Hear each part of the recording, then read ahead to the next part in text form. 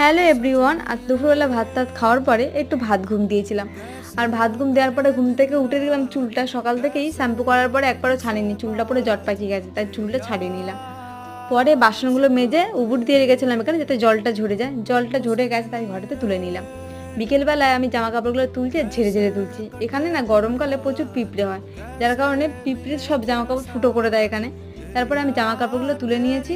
জামা কাপড় তুলে নেওয়ার পরে বাইরে ছিল আচার আর আমশক্ত বানিয়েছিলাম, আমি সেই আমশক্তর আচারটা তুলে নিয়েছি। পরে আমশক্তটা টেস্ট করে দেখছিলাম কেমন হয়েছে, যেহেতু নিজে হাতে প্রথম বানিয়েছি, কেমন দেখতে হবে না বানিয়েছি, তা মোটামুটি ভালোই হয়েছিল, খুব খারাপ হয়নি। তারপরে এখানে জামা কাপড়গুলো অনেক দিন ধরেই ছিল কাস্টমারদের, যেহেতু সেলাই করতে এসেছিলো, আমি সেলাই সুতো ছিল না বলে করছিলামই না। এবার তো সেলাইটা করতে হবে, নাহলে কাস্টমার কাছে দেবেই না, আর এত কুড়ে মুখ করলে হয়, তাই আমিও সেলাইটা করে নিই। আর তোমরা আমার চ্যানেলটা সাবস্ক্রাইব করে দাও, আমার অবশ্যই পাশে থেকো তোমরা। টাটা, সবাই ভালো থেকো, সুস্থ থেকো।